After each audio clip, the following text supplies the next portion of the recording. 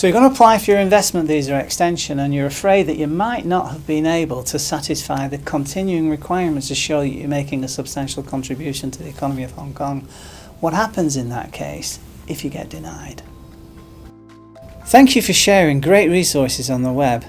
I have a question regarding business visa renewal risk. If the renewal application is rejected, is there a grace period after the visa expiration? If there is a grace period and during which time I secure an employment visa, will it reset the permanent residency time counting to 0? Thank you.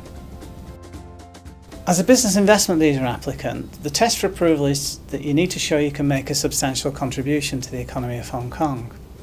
Once you get your approval, the Immigration Department are essentially at the point of approval satisfied of your ability to make that substantial contribution. If, unfortunately, during the time that you've held the investment visa, your business plan doesn't really come to fruition, the question is, will the Immigration Department deny your extension application, and will they in some way give you an opportunity to sort of make good on your business plan, understanding of course that when planning a business no battle plan survives first contact with the enemy.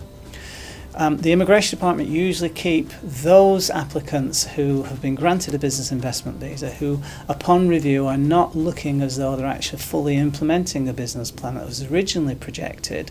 They keep those people on a very short, tight leash. So the chance to get refused is of course manifest, but by the same token the Immigration Department don't want to pull the rug from underneath you if you haven't been able to fully deliver on your plan. So in the instance where they're not satisfied and there's the potential for you to be refused an application, in my experience they prefer to grant you an extension, but as I say, keep you on a short leash, give you an opportunity to deliver on your plan the next time around, and the next time you're around that you go for your extension, usually after 12 months they have another good look at it to see whether or not you are making a substantial contribution to the economy of Hong Kong.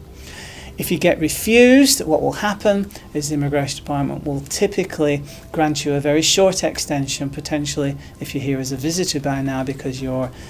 original investment visa has expired and you've been in the twilight zone and the only immigration status available to you would be a visitor visa. They'll usually give you sort of 3 days to 5 days to, in a sense, prepare your arrangements, and then you can exit and then come back into Hong Kong in order to finalise your arrangements, close down your business and ostensibly leave.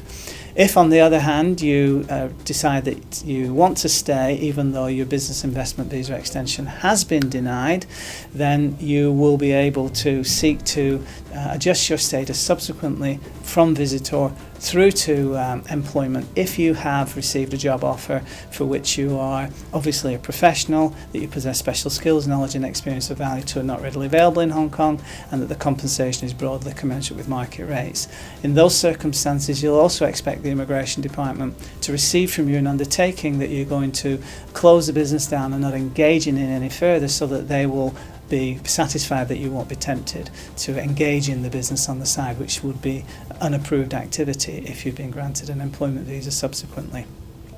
And insofar as the issue as regards permanent residency goes, as long as you have a relatively short time spent on visitor status converting through to employment status, then that will typically not break your continuity of ordinary residence. Of course, as long as you've been in Hong Kong throughout all of that time and your settled purpose for being in Hong Kong hasn't been in any way compromised.